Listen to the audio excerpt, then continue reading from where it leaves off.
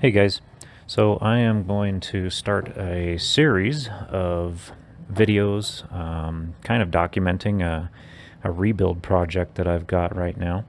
I inherited an old Army truck from my father-in-law, and it's a really cool project. I love this truck, love the look of it.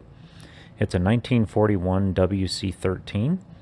Originally, the WC13 was an open cab troop or ammo carrier, and it looks like somebody had swapped out the cab or put a closed cab, a civilian closed cab, on this truck.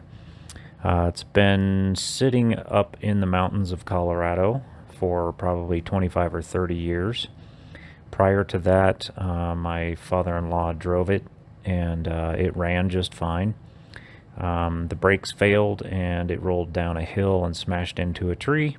So lots and lots of damage, but overall, because of the fact that it's been sitting in a very dry climate in Colorado and not down south somewhere where it's real humid, it's in relatively good condition, except for a lot of banged up body panels.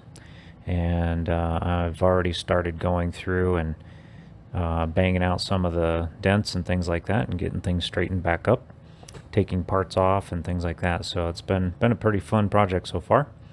And I apologize, but this first video is just a collage of pictures that I've taken ever since I picked the truck up and brought it back to my storage lot.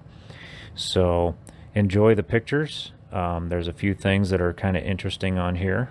You'll notice there's something that was painted on the doors and on the just in front of the doors on the body.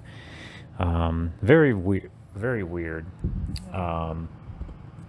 Was more of a I guess someone just messing around, because if you look closely enough in the photo, it actually says property of the Viet Cong Republic, which was kind of funny, because I don't believe that is legitimate. I think someone must have just painted that on there as a joke.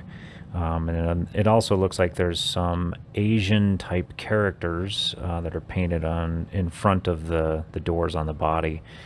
Those characters, I don't know for sure if they are Japanese or Chinese or what, or if they're just made up. I've already talked to a few people that are from China and from Japan, and they don't recognize them. And Vietnam doesn't use characters, so pretty interesting. But it's a pretty cool project. Lots of work, and I'm going to be documenting all of my